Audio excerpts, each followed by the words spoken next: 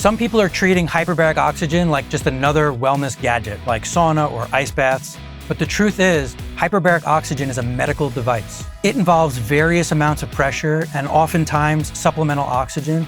And if you cut corners or ignore the regulations or best practices, you're really taking on some very serious risks. As you can imagine, I couldn't be happier to see the hyperbaric industry growing worldwide. But as it grows, I'm becoming more concerned than ever because safety practices are not keeping up with the demand and the changes inside this industry. In today's video, we're going to cover 4 of the most dangerous hyperbaric mistakes that I'm seeing online and how to avoid making these mistakes so that you can stay safe. Hyperbaric oxygen therapy is inherently safe. In fact, it's one of the safest medical procedures that we have, especially when compared to other traditional medical procedures that exist. But that's only true when it's used properly. Unfortunately, when accidents occur in hyperbaric, they're almost always catastrophic. And so ignoring the rules around hyperbarics is the most dangerous thing we can do. So if you're using a hyperbaric chamber, especially if you're using a hyperbaric chamber and putting other people in that chamber, please make sure that you get trained and certified. And if you need an avenue in order to get certified, I'll put a link to our courses in the description below of this video.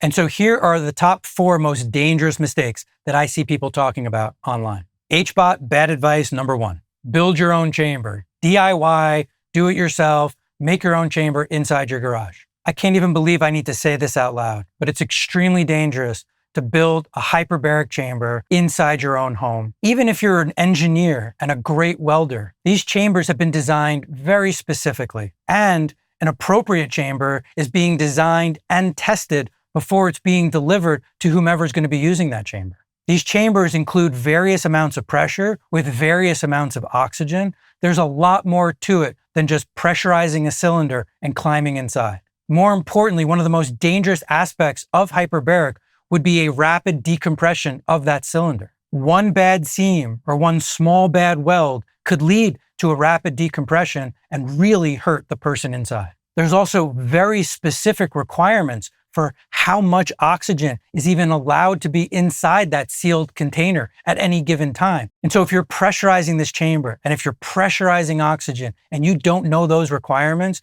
you are putting yourself in an absolutely potential catastrophic environment. Hyperbaric accidents are still incredibly rare, but almost every time there is an accident with hyperbaric, number 1, it's from misuse of the equipment itself.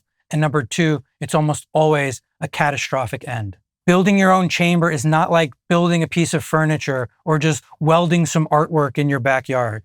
Mistakes in building your own chamber can cost people their life. I can't stress this enough. Please do not follow the advice online of how to build your own hyperbaric chamber. HBOT bad advice number 2, buying a cheap or unverified and untested hyperbaric chamber. These types of chambers are currently flooding the market. Many of these knockoff chambers that are flooding the market are unverified and they lack any type of third-party testing. There is no way to know if the chamber you are buying is going to be safe for your use. Listen, I understand. There are times where people want to buy a knockoff of something because it's less expensive. A knockoff branded t-shirt or a knockoff branded purse because you want to save some money, but you want it to look a certain way. This is a completely different story. This is a pressurized medical device. When it comes to buying a medical device that could potentially impact your life in incredible ways that you're hoping that this tool will do for you, the first thing that I have to stress is the safety around the therapy. If the chamber could have gotten you the effect that you were hoping for, but it hurts you in the process, was it worth it? Having equipment that's properly tested and properly certified is paramount to a safe and effective device that you can now use either for your own purposes or in running a clinic. Particularly if you're running a clinic and using an untested, unverified device and you hurt somebody, the entire liability of that injury will rest on your shoulders alone. Please do not cut this corner when it comes to purchasing the hyperbaric equipment that you're going to be using. HBOT bad advice number 3, exceeding the rated pressure of your hyperbaric chamber. I've seen online people talking about replacing their valves and pushing their hyperbaric chamber to a greater pressure than whatever the pressure that chamber was rated for. This is incredibly dangerous. We're now taking an inherently safe therapy and pushing the limits of that particular device. One of the most dangerous results of a hyperbaric therapy session would be a rapid decompression. And when you push a chamber past its rated limit, a seam or a valve or a gasket will let go, leading to a rapid decompression of that chamber. This puts the user, the clinic, the staff, or anyone else that's in and around that chamber environment at significant risk for injury. These pressure ratings exist for a reason, and exceeding them risks equipment failure or equipment rupture. Even a well-built, certified, and approved chamber can fail if you push it past its rated limits. And again, this is dangerous if you're a home user, but if you're using this in a clinical environment and you're pushing your chamber past its specified rating, the liability of the injuries that ensue are going to rest wholly on your shoulders.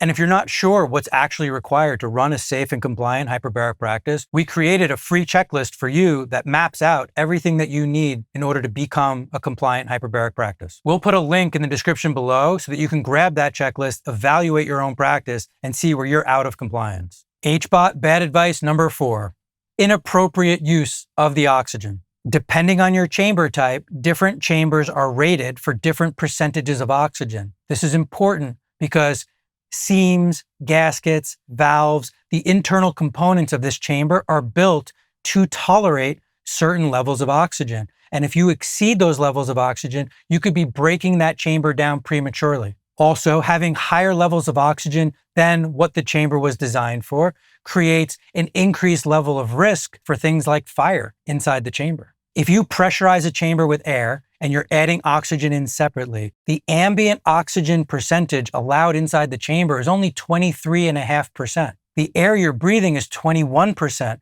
So the allotment for how much extra oxygen that is allowed to be inside that sealed container is very little above normal ambient oxygen levels. I see people or hear about people running oxygen directly into the chamber and allowing the air and oxygen levels to mix inside that chamber.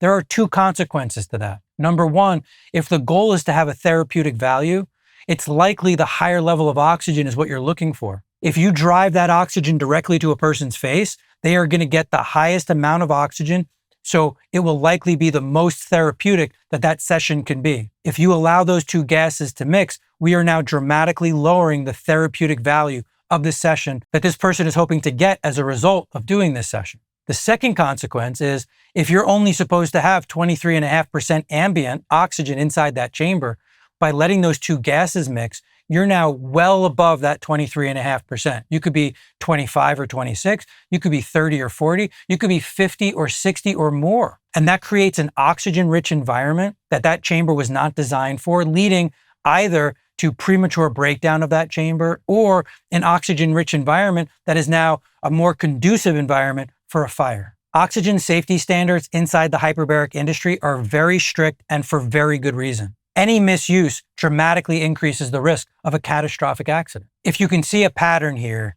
the worst advice that I ever see online has to do with trying to save some money and trying to cut some corners. And when it comes to buying a medical device, either for a health condition that you're dealing with, or a health goal that you happen to have in mind, or from a business standpoint where you're trying to offer hyperbaric to the people in your community, saving money and cutting corners can potentially lead to a catastrophic end. And I don't think anybody in that situation could ever agree that it was worth it. If you're thinking about getting a chamber, even if you have a chamber, and this is sparking questions that you are unsure of with regard to your equipment, please make sure that you ask somebody who understands the equipment, who knows what the rules and regulations are.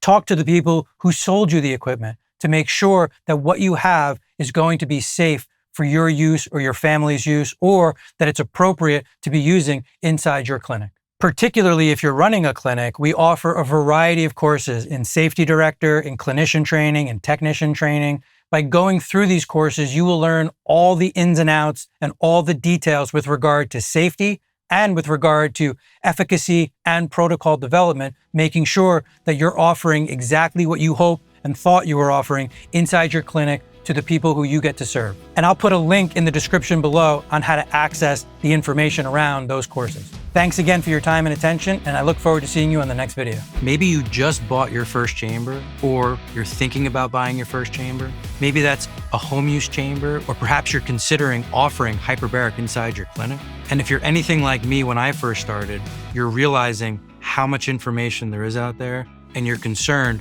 are you doing this the right way? Are you being safe? How am I going to utilize this hyperbaric chamber in the most effective way possible? If you're just getting involved in hyperbarics and you're looking for an introductory training program, the Basic Hyperbaric Technician program is exactly what you need. In this course, we're going to cover how does hyperbaric work, why does hyperbaric work, what makes hyperbaric oxygen such a unique therapy, what mechanisms of action are taking place, what are the benefits of hyperbaric, both short and long term, and what types of indications are appropriate to utilize hyperbaric for. We will also help build your confidence, not only in how to utilize the therapy, but how to talk about this therapy with patients or with other healthcare providers that may not understand hyperbarics the way you will once you finish this course. So if you're ready to dive in, click the link below this video and let's get started.